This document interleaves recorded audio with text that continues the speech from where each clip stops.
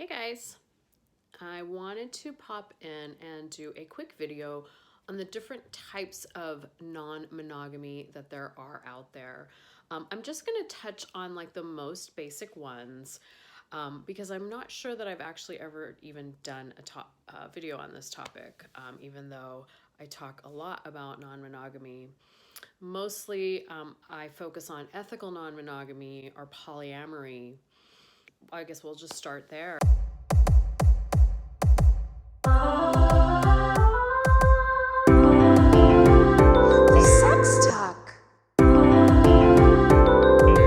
The sex talk. We'll start with ethical polyamory because it's the one that I feel most aligned with. It's more focused on intimate relationships as opposed to sexuality. It's sort of more, to me, it's a little bit more all-encompassing. The lovely thing about ethical polyamory is the idea that you can love lots of different people, you can have different relationships with different people. The focus isn't on sexuality, like I said, so these are intimate bonds that you have. Typically in polyamory, you may have several partners, like long-term and ongoing partners. There's this idea that you might have a primary partner, a secondary partner, or tertiary. Like the primary partner might be the partner that you live with or the person that you're married to. A secondary partner might be someone that comes into a primary relationship, maybe like a unicorn, which is a term that's used for people that hook up with couples. And it doesn't necessarily have to be hookup. You could be a third in a couple relationship, a throuple. And so that's kind of the gist of polyamory. It's really focused on intimate relationships that are longer term. There's an aspect of polyamory, though, that I will say is very focused on our couple privilege world. So it starts with the couple and it builds from there. In a lot of cases, like when you're talking about primary partner, you're talking about a couple first, right? Secondary partner, tertiary, those concepts, it's very important to recognize that they are based on an idea that is around couple privilege. So you'll have people in the poly community that actually consider themselves poly, but they might not have a primary relationship, which is wonderful. And the term for that actually is called solo poly. So that's another thing that I think it's important for people to recognize. You don't have to be in a couple to be polyamorous. In fact, you can be what's considered solo poly. And the thing I like about solo poly is, as opposed to just like being out in the general dating pool, instead of just going out and dating just everybody in the general dating pool, which a solo poly person could be doing, they're more mindful about being ethical, which means they might let their partners know that they are actively seeing other people, but they don't have one that's specifically primary. So I think to a lot of people, this might look like dating in our culture. And I often like to actually say that dating can be a lot like solo poly, in the sense that if we were ethical about dating, because we see so much ghosting, and I have another video on this where I talk about this, but we see so much ghosting and games in the dating world, and I know it's really hard for people.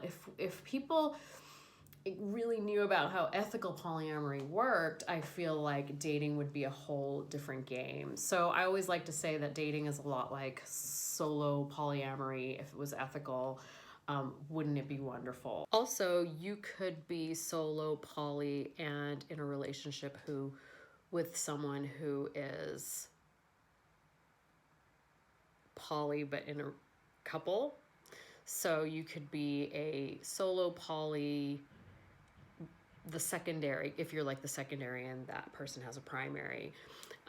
There's also another term that I think is important to add here, and that is that if you're in a relationship with somebody who has a partner and that person is poly, but you're only in relationship to that one person, you can be monogamous, and that person be poly, so mono-poly.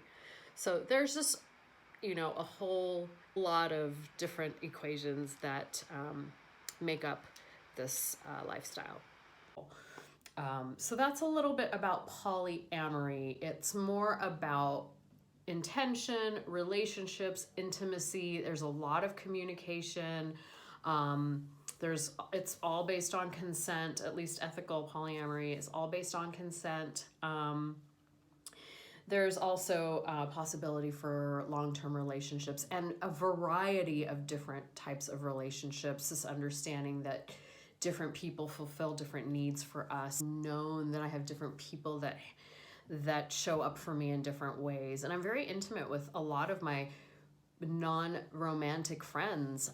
We have very intimate, close relationships. It's another thing that we talk about on my YouTube channel is having intimate relationships with people that are considered your friends, not in a friends and benefits sort of way, but this very intimate way that is a little bit more connected, based on communication, based on consent. And so that can be really beautiful too. I do want to talk about a few different other styles of open relationships and non-monogamy. So we kind of discussed polyamory. You can be in a couple and be primary partners and then have secondary, tertiary. You can also be a solo poly person that doesn't follow that hierarchy. And all of that's really wonderful, I believe, and it doesn't focus so much on sex. It focuses on intimacy and love, and communication and connectedness and compassion.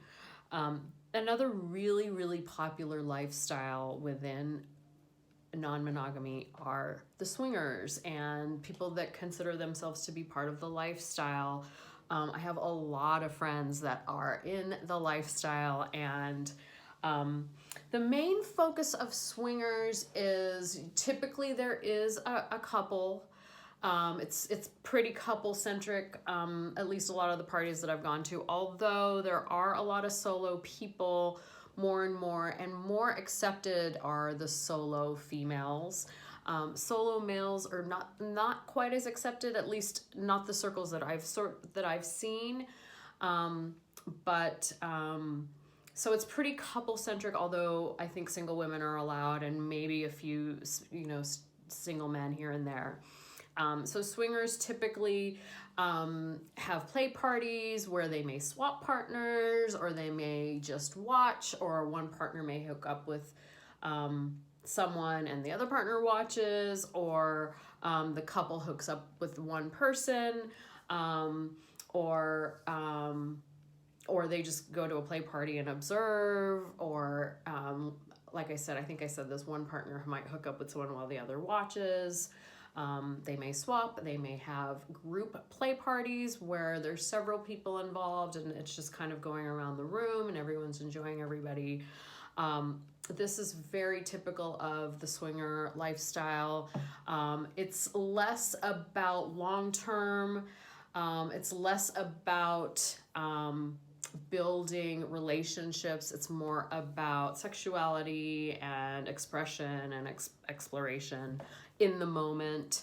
There might be some dating involved, like in the sense that a couple wants to hook up with another person. Let's go meet and have drinks first before deciding whether or not we're going to take this to the next level.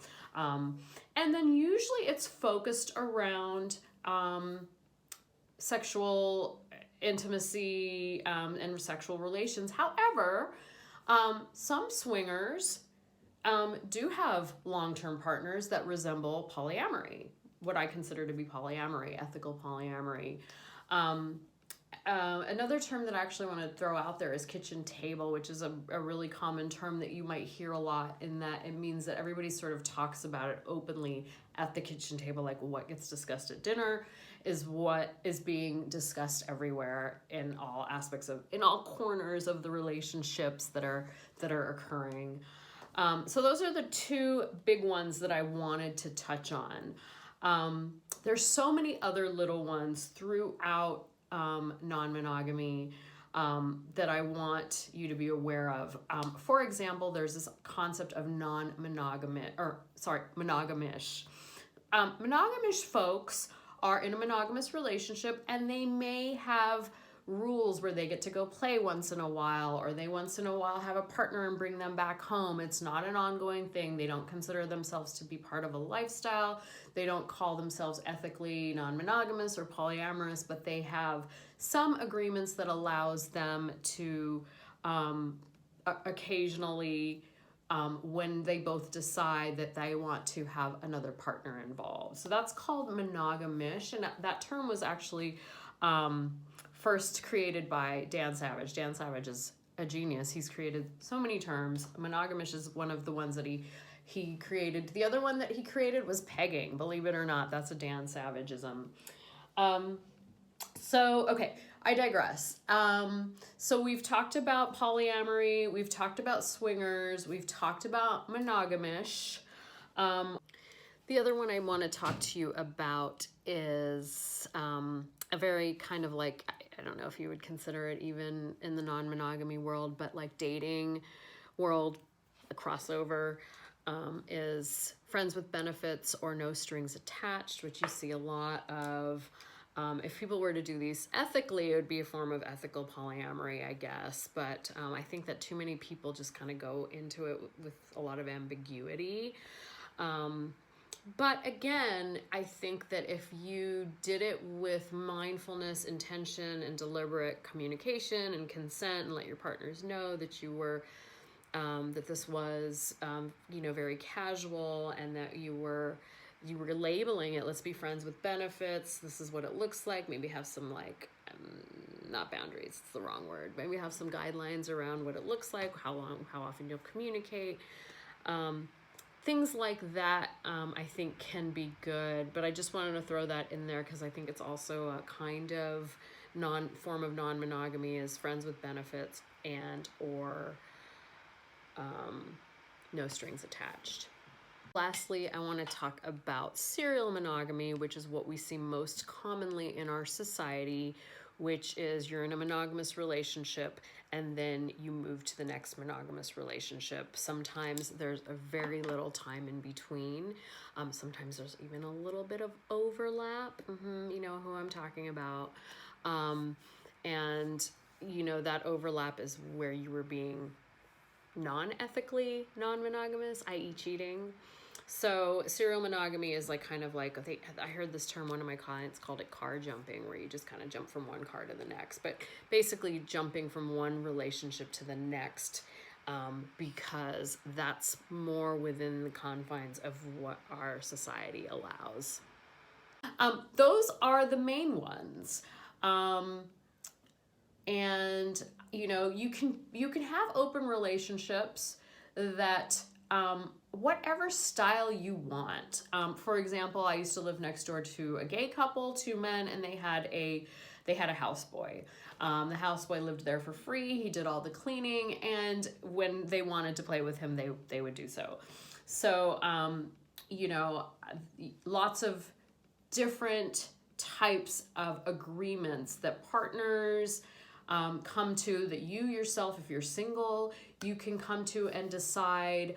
I talk about rules in a different video, but I just wanted to do the video that talks about the different styles of non-monogamy. So really at the end of the day, it's up to you. I do want to say this caveat that a lot of people will call themselves polyamorous, but they're not necessarily doing it ethically and consensually. And so, and that's okay, because a lot of times what happens is you're just starting out, so you're not really 100% sure how it all works. The thing about it is that there's this expectation, oh, this is going to make my life easier. This is going to make my relationship easier. And that's actually not the case. Non-monogamy does not make your life and your relationships easier. In many cases, it can actually make it a little bit harder, because instead of just having one partner, now you have several. And you've got to consider their feelings, their emotions, their boundaries, your boundaries.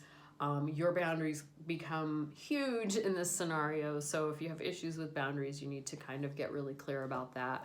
But let's just start there. If I decide that I need to add more, I will create another video, and I'll see you guys later. Thanks. Bye.